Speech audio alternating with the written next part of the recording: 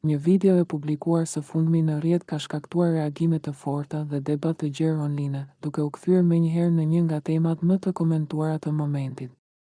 Pamjet, ku shfaqet Stenaldo në një situatë që shumë përdorues e konsideruan të rrezikshme, u pritën me shqetësim dhe kritika, ndërsa komentues të shumë ngritën pikpyetje mbi sigurinë dhe përgjegjësinë në raste të tilla.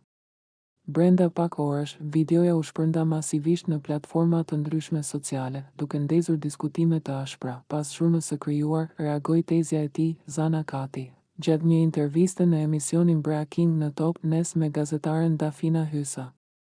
Ajo sqaroi se videoja nuk është regjistruar së fundmi, por rreth 5 vite më parë, duke theksuar se bëhej fjalë për një provë të shkurtër të realizuar në prani të familjarëve dhe miqve. Sipas Zanës, situata ka qenë e kontrolluar dhe nuk ka pasur rrezik real, pavarësisht perceptimit që mund të krijohet nga pamjet.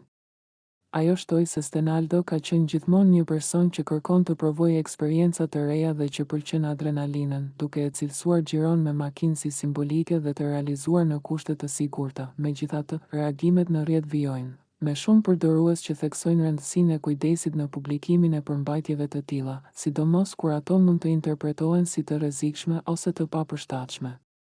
Debati mbetet i hapur, ndërsa videoja vazhdon të qarkullojë dhe të gjenerojë komente të shumta në hapësirën online.